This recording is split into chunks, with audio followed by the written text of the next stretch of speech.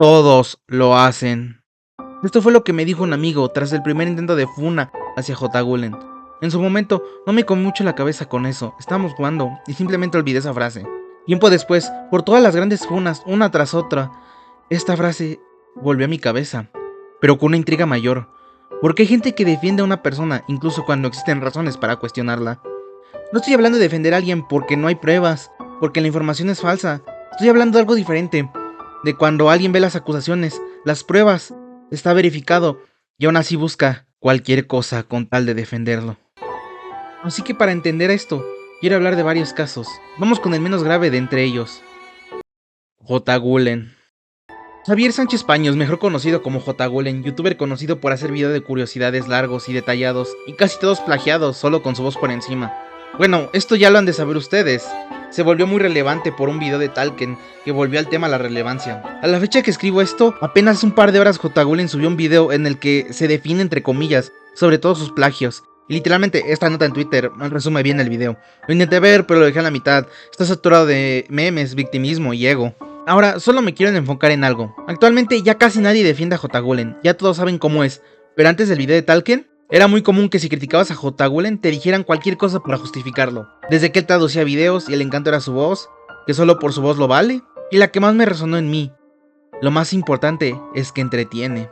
Pero pensemos en un segundo en esto. Si alguien toma el trabajo de otra persona y lo presenta como propio, y después recibe un montón de reconocimientos por este trabajo, que se ha entretenido, ¿cambia lo ocurrido? No, claro que no. Entonces, ¿por qué algunas personas necesitaban encontrar una justificación? Porque admitir que J. Gulen, tú eres que te motivó, que era tu ídolo, plagiaba. No, ¿cómo eso era posible? De seguro era falso. Y eso es incómodo, ¿sabes? Es mucho más cómodo pensar, bueno, realmente no es tan grave. Y sí, no es tan grave como era humor de la época, pibe, aunque sigue siendo algo de qué decepcionarse. Ya nadie le compra sus mentiras a J. Gulen, y espero que la poca gente que lo siga defendiendo abra los ojos. Porque sí, entiendo que el que te decía, échale ganas, te tiraba discursos motivacionales y decía que era la polla con cebolla por trabajar duro, haya resultado en más que un vil plagiador, egocéntrico y mitómano que mentiría por conseguir más fama. Con J. Gulen voy a terminar por aquí. Lo que hizo es grave, está mal y no merece más apoyo. Pero ahora quiero pasar a un siguiente caso que creo que ya saben de quién hablo. Cabo Bravo y Sergio Pro. Del círculo cercano a la OneCoin, los dos acusados de Grumen. A diferencia del anterior caso y el siguiente, la reacción fue muy rápida. La gente comenzó a alejarse de ellos y sus carreras en internet terminaron prácticamente desapareciendo. Y eso se me hace interesante porque demuestra que la gente sí puede abandonar a un creador de contenido. Si podemos dejar de apoyar a alguien cuando hizo algo imperdonable, ¿por qué con otros creadores de contenido ocurre lo contrario? Y aquí llegamos al caso que personalmente me hizo hacer este video. Vamos con el plato fuerte. El Mao. Para muchísimas personas no era un simple youtuber, era parte de su vida. Sus videos estaban ahí cuando estaban tristes, aburridos, querían pasar un buen rato. Sus memes se volvieron icónicos, y eso importa mucho, ¿saben? Le voy a hablar derecho, jefe. Yo era fan del Mao, al igual que varios de mis amigos. Comer con un video de él, platicar sobre el último video de la OneCoin, era divertido. Hasta ese día, ustedes saben. Porque cuando una acusación aparece contra alguien que no conoces, puedes simplemente pensar, qué horrible. Pero cuando aparece contra alguien que llevas años viendo, la reacción es completamente diferente. Mao, con 21 años, habría salido con Diana cuando ella tenía 15. Bla, bla, bla. Esto todos lo saben, pero esto no era nuevo para la comunidad. Habían clips, directos, referencias, el famoso "Toma, Leuri", y a nadie le importó y todo siguió bien para él.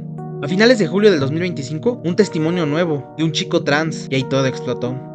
Y entonces apareció la respuesta que probablemente todos habíamos visto en alguna vez. Era humor de la época. Y algunas defensas tan pendejas como lo están funando por algo que todos hemos hecho. Eso ocurrió hace años. Está sacado de contexto. Hay que escuchar las dos versiones. Mao no es mala persona.